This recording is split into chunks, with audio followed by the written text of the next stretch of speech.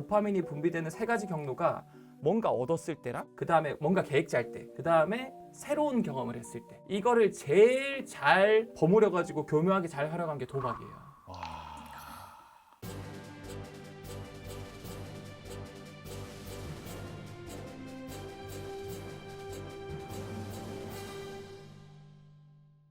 안녕하십니까. 오늘 10분 토론에서는 인간은 호르몬의 노예일까라는 질문에 대해서 토론해 보려고 하는데요. 인간의 심리와 호르몬의 상관관계에 대해 모두 파헤쳐 주실 전문가 두 분 모시고 토론 시작하겠습니다. 안녕하세요. 저는 과학을 쉽고 재밌게 알려주는 과학 커뮤니케이터 엑소쌤으로 활동하고 있는 이선호라고 합니다. 반갑습니다. 네.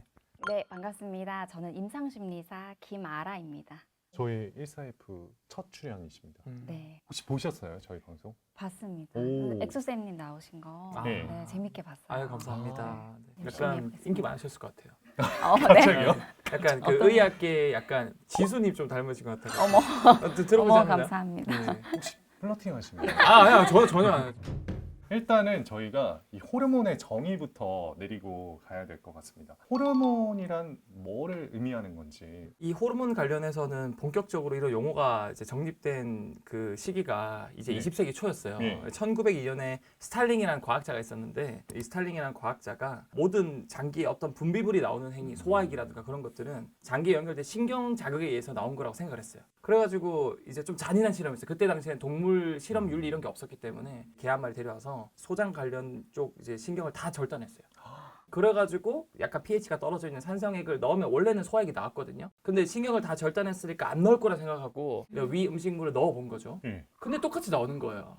그러면 신경 없이도 뭔가 자극을 해주는 뭔가 있나 보다. 찾아보니까 이 산성 물질을 이 소장의 상피세포가 자극을 받으면은 세크레틴이라는 이제 물질이 나오는데 그게 호르몬이었던 거예요. 얘가 나와서 피를 타고 돌아다니다가 췌장에 딱 만나면 췌장에서 소화액이 분비되는 거였어요. 그래서 이제 그리스어로 이제 자극하다라는 뜻이 호르마오라는 뜻이 있어요. 그래서 이 호르마오에서 호르몬이라는 게 됐고요. 근데 이 호르몬이 사실은 뭐 딱 하면 이 인간의 기분을 바꿔주거나 뭐 도파민 세로토닌 게 생각이 네. 나잖아요. 근데 이게 놀랍게도 지금 사람 말고 대부분의 동물, 식물, 심지어 이제 세균들도 호르몬과 비슷한 원시적인 형태를 분비를 해요. 네. 왜 그런가 봤더니 세균이 혼자 있으면 생존율이 좀 떨어져요.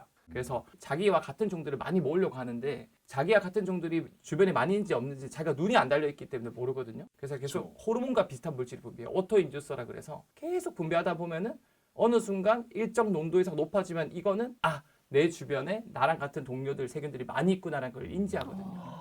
그래서 이 호르몬이라는 게 생각보다 전 지구상에 있는 동물들, 생물들이 심지어 세균들도 서로 소통하기 위해서 쓰는 일종의 편지라고 보면 되지 않을까.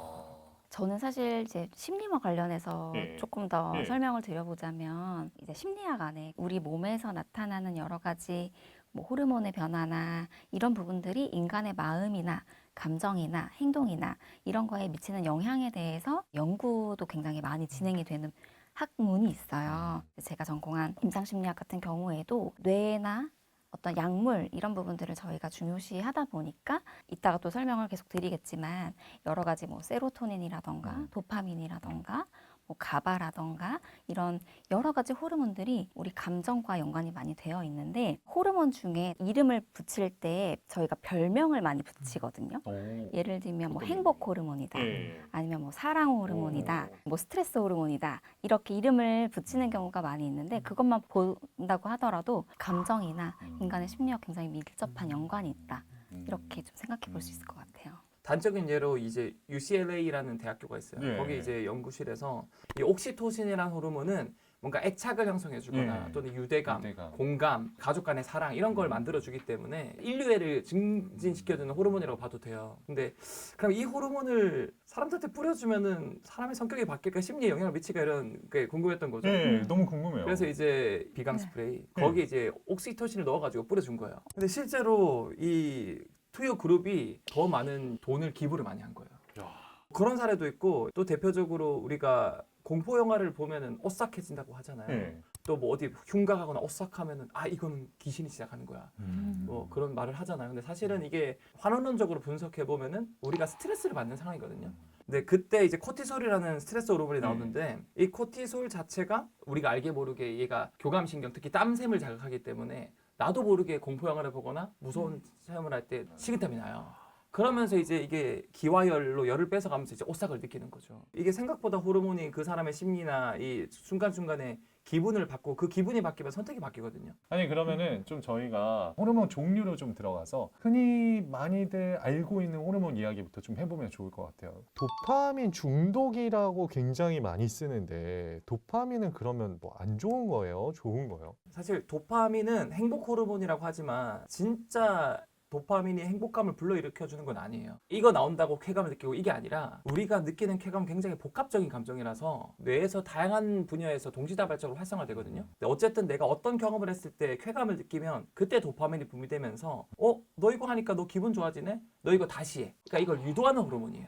그래서 이걸 바꿔 말해서 이제 동기부여 호르몬이라고도 하고 어쨌든 행복한 거 느낄 때마다 나오니까 행복 호르몬이라고 부르기도 하는 거예요. 근데 사실 이게 결국 우리 사람이라는 게 쾌감을 느끼고 싶어하는 그런 본능이 있거든요. 그래서 밥을 먹고 밥도 뭐 맛없는 것보다 맛있는 거 먹고 싶어하고 잠도 더 많이 자고 싶어하고 뭐 이제 짝짓기도 하고 싶어하고 이런 것들이 다 결국 쾌감과 관련돼 있잖아요. 근데 결국 우리가 살아가면서 똑같은 행위를 했을 때 덜 노력을 들이고 더 많은 쾌감을 느낄 수 있으면 더 많은 도파민이 분비되고 우리 뇌 입장에서는 뭐야 이러는 거 하는 것보다 이거 했을 때 조금 노력으로 더 쾌감을 많이 가성비가 느낄 수 있다. 좋네. 그렇죠. 도파민이 많이 분비되고 이게 결국 잘못되면 이제 중독으로 빠질 수 있다는 거고요. 이거를 좀 더 이제 본질적으로 그럼 왜 우리가 이런 도파민이 나오게 됐을까에 대해서 좀 진화 심리학적으로 좀 들어가 보자면 우리 조상은 살기 위해서 먹었거든요. 그럼 결국에는 가장 본질적으로 도파민이 많이 나왔던 그 시기가 사냥 성공했을 때.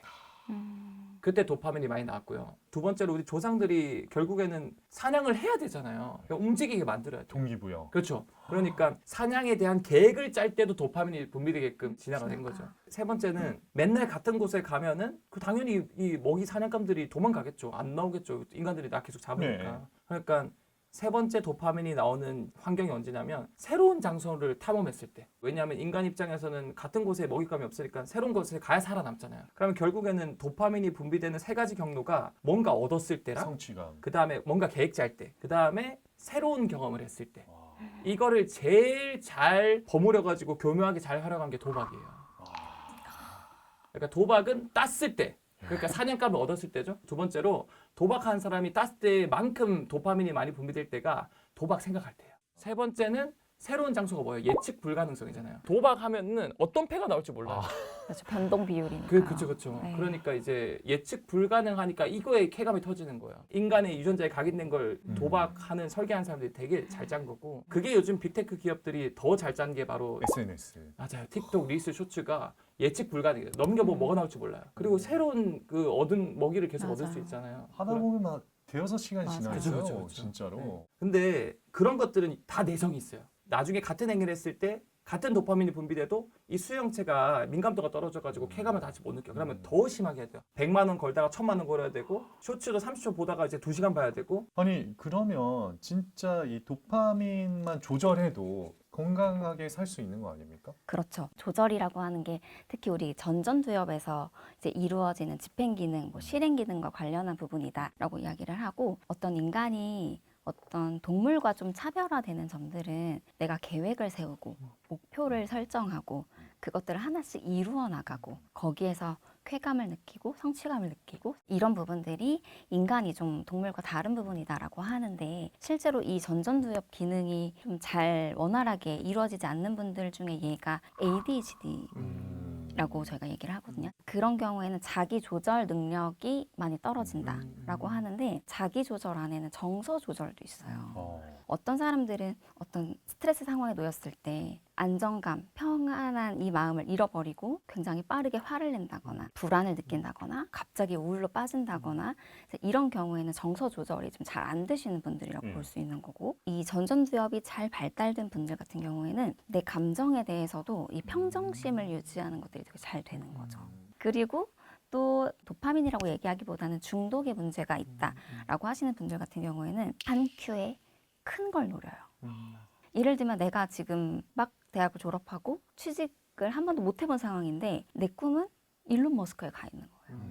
이런 분들 되게 많거든요. 그러면 내가 작은 성취를 해도 이게 나에게 별로 이 영향을 안 주는 거예요. 이거는 너무 작은 거기 때문에. 그런 분들을 위해 어떤 조언을 해주세요, 그러면? 예를 들면 저희 같은 경우에는 해야 하는 일들이 있다. 라고 하면 그걸 같이 좀 나열을 해봐요. 같이 나열해서 먼저 하나씩 해나가도록 하기도 하고요. 명상이라고 네. 요즘 이제 마음 챙김하고 명상하는 부분들 또 우리의 전전두엽과 관련한 부분들을 통해서 그 정서 조절을 하는 데 도움을 되게 많이 줘요.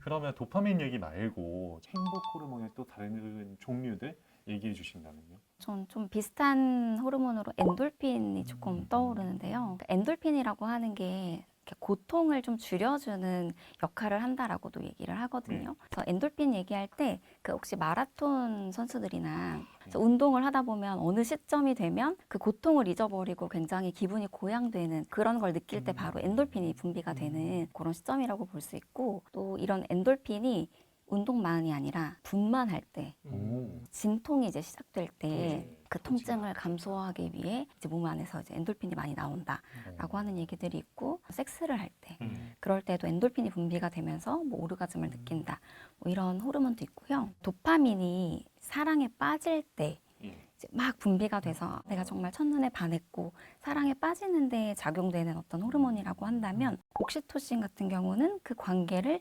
유지시키는 데 도움을 줍니다. 그래서 연인이라던가 부부의 관계를 오랫동안 유지시켜주는 그런 호르몬이라고 볼 수 있어요. 그래서 많이 분비될수록 얘는 애정이 깊어지고 또 오랫동안 유지가 된다라고 알려져 있고요. 주로 사회적인 유대와 어떤 신뢰 그리고 친밀감과 관련된 그런 호르몬이라고 할 수 있고 심리학과 관련해서는 사실은 이 중에서 세로토닌을 가장 얘기를 많이 합니다. 세로토닌 같은 경우는 이제 행복 호르몬의 이제 대가다라고 알려져 있는데 이 세로토닌 같은 경우는 안정감을 느끼게 하고 좀 잔잔히 오래 가는 행복감과 관련된 호르몬이라고 알려져 있어요. 이 세로토닌은 주로 우울과 관련이 높은데 세로토닌 수치가 낮으면 우울을 경험할 가능성이 높다라고 이렇게 알려져 있습니다. 그래서 항우울제 중에 혹시 SSRI라고 들어보셨을까요? 세로토닌 제흡수 억제제. 맞아요. 항우울제 중에 한 계열인데요. SSRI라는 선택적 세로토닌 제흡수 억제제는 우리 뇌 속에 이 세로토닌의 농도를 좀 더 유지시켜주고 남겨주는 역할을 하는 그런 약이에요. 이런 거 계속 먹으면 안 돼요, 그러면? 계속 행복한 거 아니에요? 근데 사실은 그게 이미 정상인들은 이 적당한 밸런스가 잡혀 있게 적당한 농도가 나오고 적당한 수용체가 이렇게 있는데 이거를 더 하면 이제 오히려 더 이제 부작용이 나올 수 있겠죠. 그렇죠. 예를 들면 도파민 같은 경우도 예. 행복을 느끼게 해주는 호르몬인데 과하면 문제가 되잖아요. 엔돌핀은요? 엔돌핀도 비슷하죠.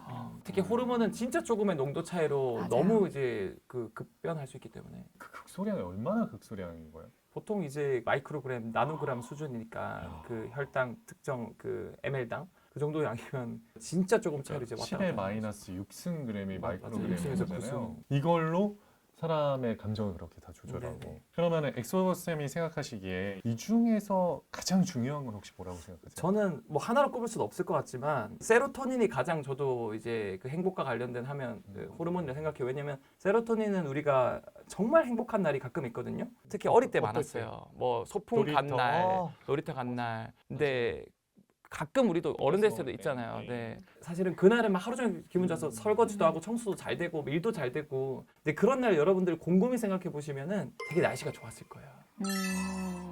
근데 햇빛하고 맞아요, 관련돼서. 맞아요. 이 세로토닌이 잘 나오는 게 이 햇빛을 쬐면 이게 눈 안쪽이 이제 송가선을 자극받으면서 세로토닌이 나오거든요. 세로토닌이 그럼 정말 행복 호르몬으로 작용하기 위해서 존재했을까를 봤을 때 그것도 아니에요. 네? 왜냐하면 제가 말씀드린 것처럼 이 호르몬이라는 건 동물에게서는 신경세포가 다른 신경세포한테 정보를 전달해주는 편지예요. 그럼 신경세포가 나타났던 그 동물 시점부터 호르몬이 나오지 않았을까라고 추측할 수 있고 그게 바로 자포동물인데 해파리, 산호, 말미잘 이런 애들 있잖아요. 그런 애들부터 이제 원시적인 신경세포가 발달되기 시작했거든요. 그런 애들이 세로토닌을 분비하는데 그런 애들은 뇌가 없어요.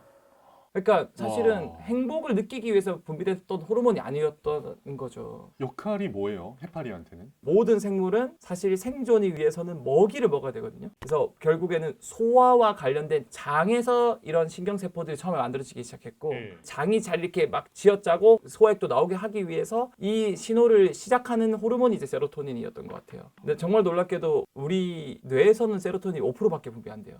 95%가 장에서 분비돼요, 사실. 우리가 장을 제2의 뇌라고 부르거든요. 장이 진짜 건강해야 행복하다 이런 얘기가 나오는 게 네. 맞아요. 세로토닌도 연관이 있었던 거군요. 그래서 제가 말씀드리고 싶은 거는 이 호르몬이 얘는 얘야라기보다는 각자 역할들이 어떤 장기나 어떤 조직에 있냐에 따라 달라지고 소장님께서 말씀해 주신 엔돌핀 같은 경우는 통증을 느끼는 상황에서도 이게 분비되면서 오히려 쾌감을 느끼는 게 역전될 수 있거든요. 그래서 우리가 떡볶이에 중독되는 이유가 이 떡볶이에 캡사이신이 이제 통각을 건드려요. TRPV1이라 그래가지고 이 42도 온도가 활성화될 때 하는 수용체인데 이게 느껴지니까 이거를 보상하려고 엔도핀이 분비되는 거라서 매운 거에 중독되는 이유. 마라톤과 마라탕은 둘 다 옳다.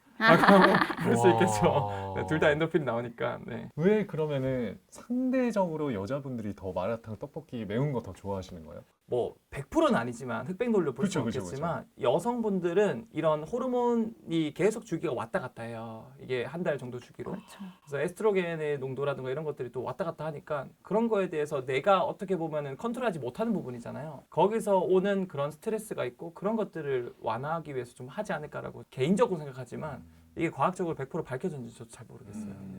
근데 나이가 들면은 남자한테는 여성 호르몬이 좀 더 많이 나온다고 하고 여성한테는 남성 호르몬이 좀 더 많이 나온다 이런 얘기 있잖아요. 일부는 맞고 또 좀 일부는 조금 설명이 더 필요한 부분인 것 같은데요. 남성의 경우 우리가 성호르몬 중에 테스토스테론을 얘기를 많이 하잖아요. 이게 이제 30대 후반부터는 조금씩 서서히 감소를 하기 시작하는데 실제로 이 테스토스테론이 감소하면서 또 일부의 테스토스테론은 에스트로겐으로 전환되는 경우가 있대요. 그렇기 때문에 이제 점점점 나이가 들면서 여성성이 좀 증가하는 부분이 일부 있고요. 또 다른 설명으로는 사실 에스트로겐이 막 엄청 증가해서 여성성이 높아진다라기보다는 비중이 좀 달라지는 거죠.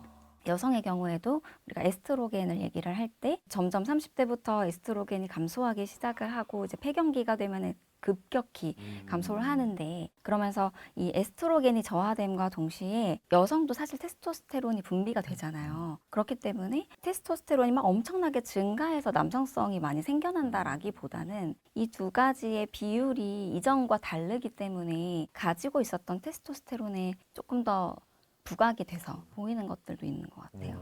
저 동호회 이게 체감은 잘 모르지만 역체감은 크다 그러잖아요. 그래서 뭐 평소에 어머니께서 온순하셨는데 갑자기 성을 낸다거나 그러면 이제 뭐 이제 갱년기라는 표현을 쓰지 않습니까? 그런 것들이 이 호르몬의 밸런스가 조금 이제 무너지면서 반대로 저희 아버지 요즘 눈물 되게 많이 흘리거든요. 저희 아버지도 그래요. 경상도 남자고 저희 절대로 아버지던데. 그랬는데 갑자기 막 꺽꺽 울고 이게 결국 이런 호르몬을 만들어주는 기관이 뭐 노화로 인해서 어느 정도 이제 펑셔널리티가 떨어지다 보니까 이런 것들이 이제 조금씩 오고 근데 그게 사실상 우리가 항상 봐왔던 사람들이 전혀 다른 모습으로 보이니까 이제 역체감으로 많이 느낀다고 볼 수 있을 것 같아요. 아버지가 이렇게 좀 뭔가 변해가는 모습을 볼 때 테스토스테론 분비가 옛날만치 못하시구나 이렇게 좀 받아들여야겠네요. 아니요 저는 보면서 아 빨리 스쿼트해서 내 남성 호르몬을 더 키워야 되겠다 이런 생각도 하고 네.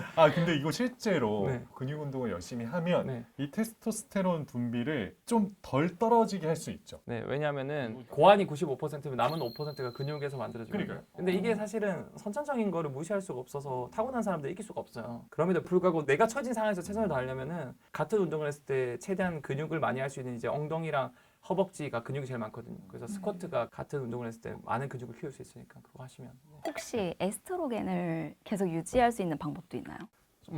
그거는 제가 물어봐야 될 것 같아요. 근데 저는 사실은 그런 것들이 약간 두부라던가 식물성 단백질에서 여성한테 도움되는 게 많다고 저는 알고 있고 근데 제일 중요한 건 저는 운동이라고 생각해요. 그 운동 자체가 결과적으로 이런 산화 스트레스로 오는 이런 정소난소의 태아를 좀 막아주거든요. 네. 그래서 결과적으로 저는 여성이든 남성이든 꾸준한 운동은 무조건 필수고 그다음 식단 뭐 야식 먹는 거 이런 것들 좀 줄이시고 거기에 플러스로 뭐 이제 햇빛 보고 네, 햇빛 보고 유산균 요거트, 먹고. 네. 한 실험 연구 결과에서 요거트 먹었을 때 쥐의 그 정소가 커졌다는 결과도 있어요. 인간은 호르몬의 노예다라는 이 말에 대해서 어떻게 생각하십니까? 사실 이런 거와 관련해서 또 이제 연장선상으로 자유의지가 있냐 없냐라는 말까지 나오기도 해요. 이 호르몬이 결국 물질적인데 이런 입자들에 의해서 우리의 기분이 바뀔 수도 있고 이런 화학 반응에 의해서 촉발되는 건데 그 후에 내가 뭘 선택하냐에 따라서 내 건강도나 아니면 앞으로의 미래나 이런 것들이 다 달라질 거라 생각해요. 이제 싸움 도망 반응이라 그래가지고 이 처해진 상황에서 내가 이거를 극복하기 위한 두 가지 선택지가 있거든요. 싸움을 선택할지 도망을 선택할지 하는 것처럼. 근데 결국 둘 다 엄청난 에너지가 필요해요. 네. 싸워야 되니까. 네. 또는 도망가야 되니까. 근데 이것도 뭐 호르몬이 해요? 그것도 그렇죠? 호르몬이 하죠. 그래서 이제 아드레날린이나 코티솔 모두 이제 심장을 빠르게 뛰게 해주거나 혈류량을 증가시켜서 뛰어지게 해주고 그래서 잘 싸우거나 또는 잘 도망가게 해주는데 그거를 본인이 선택하는 거예요. 그래서 이게 정말 재밌는 게 같은 호르몬이 나왔는데 내가 싸움을 선택했다. 그러면 그거는 내가 용기를 내는 상황이거든요. 그러면은 오히려 뇌에서 긍정적인 감정을 불러일으키는 전전두엽 쪽이 활성화되고 동기부여를 만들어주는 또 긍정적 감정을 활성화시켜주는 이제 복축 피계 연계가 활성화돼요. 싸움을 선택 안 하고 도망을 선택하면 오히려 그런 부분은 억제되고 편도체가 활성화되면서 공포를 느끼면서 굉장히 많은 스트레스를 받으면서 도망가는 거예요. 절대적으로 우리의 뭔가 심리를 좌지우지할 것 같지만 같은 호르몬이 나온 상황에서도 내가 뭘 선택하냐에 따라서 전혀 다른 내부위가 활성화되고 그거에 따라서 내 성향이 바뀔 수도 있고 내 건강 정도까지 바뀔 수 있다는 거예요. 선생님께서는 그러면 이런 호르몬에 의해서 사람의 심리가 좀 좌우된다고 생각하시는지? 영향을 굉장히 많이 주는 건 사실인 것 같아요. 그래서 그걸 간과하는 거는 저는 아닌 것 같다. 근데 인간에게는 자유의지가 그리고 자율성이 있거든요. 내가 어떤 것을 선택할지에 대한 부분이 굉장히 중요하게 있고 내가 나를 조절하는 자기조절 능력이 또 있기 때문에 노예는 사실 아니라고 생각을 하고요. 그래서 호르몬이 어떤 우리의 행동이나 이런 거를 유도할 수는 있겠지만 결정할 수는 없다. 이렇게 좀 생각하는 편이에요. 그래서 성공한 삶을 살고 싶다. 햇빛 쬐고 요거트 맨날 퍼드세요. 그러면은 진짜로 도파민, 세로토닌 레벨이 바뀔 수 있다. 이게 뭐 절대는 아니지만 이런 경향성이 되게 많고 실제로 우울증 환자들을 대상으로 역학조사 해보면은 한 80~90% 이상이 특정 유해균이 되게 많고 유익균이 떨어져 있어요. 맞아요. 그러니까 이게 상관관계가 있다고 볼 수 있는 거죠. 네. 정말 맞는 말이에요. 네. 실제로 장내 그 유익균과 유해균과 관련한 연구도 많고 몸의 염증 반응과 관련한 연구들도 많이 있어요. 그래서 우울증 환자분들 같은 경우에는 몸속에 이제 염증 반응이 많이 일어난다라고 하는 그런 결과들도 많이 있어요. 오늘 딱 유산균 협찬이 있었으면 너무 좋았을 것 그러니까요. 같아요. 네.